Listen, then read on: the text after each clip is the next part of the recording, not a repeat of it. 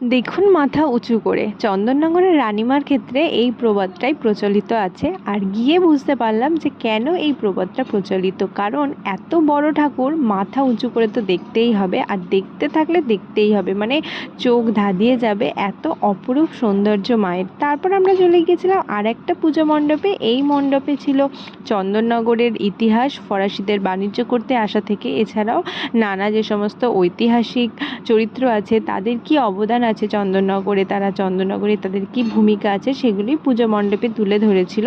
আর প্রত্যেকটা ঠাকুর কিন্তু অনেক অসাধারণ ছিল। তারপর কি একটু পেট পুজো করে নিলাম। রাস্তায় ঠাকুর দেখতে বেরিয়ে পেট ফুচকা না খেলে তো ইনকমপ্লিট। আর প্রত্যেকটা জায়গায় এরকম আলপনা দেওয়া হয়েছিল, সম্ভবত এগুলো আলপনার কম্পিটিশান হয়েছিল, সেইগুলোই রাস্তার মধ্যে দেওয়া হয়েছে।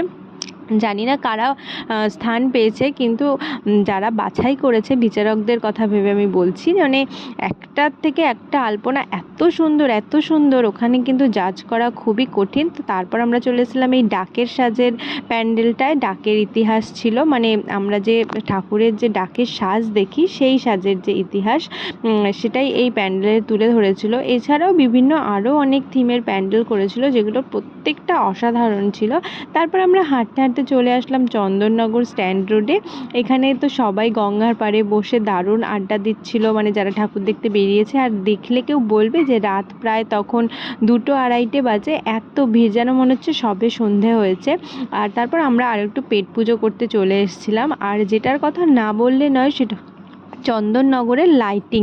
প্রত্যেকটা লাইটিং এত সুন্দর। কেন যে চন্দননগরকে আলোর শহর বলা হয়, সেটা গিয়ে নিজের স্বচক্ষে না এই লাইটিংগুলো না দেখলে বুঝতে পারতাম না। একটা একটা প্যান্ডেল যেমন সুন্দর, সেরকম ঠাকুর যেমন সুন্দর, সেরকম হচ্ছে এখানের লাইটিং। মানে আমি প্রথমবার গেছি আর আমার এত ভালো লেগেছে। যারা প্রথমবার যাবে তাদের তো ভালো লাগবেই। আর কেন লোকে বছরের পর বছর ছুটে যায় চন্দননগরে এত দূর থেকে, মানে আমাদের এখান থেকে তো অনেকটা রাস্তা প্রায় ট্রাভেল করে যেতে হয়, 3-6 ঘন্টা যাওয়া আসাতেই লেগে যায়, প্রায় 3 ঘন্টা লাগে যেতে। এতগুলো ট্রেন, বাস, লঞ্চ সব কিছু পাল্টিয়ে যেতে হয়, কিন্তু তাও কিন্তু দূর দূরান্ত থেকে মানুষ ছুটে আসে। কেন সেটা খুব ভালো করে বুঝতে পারলাম।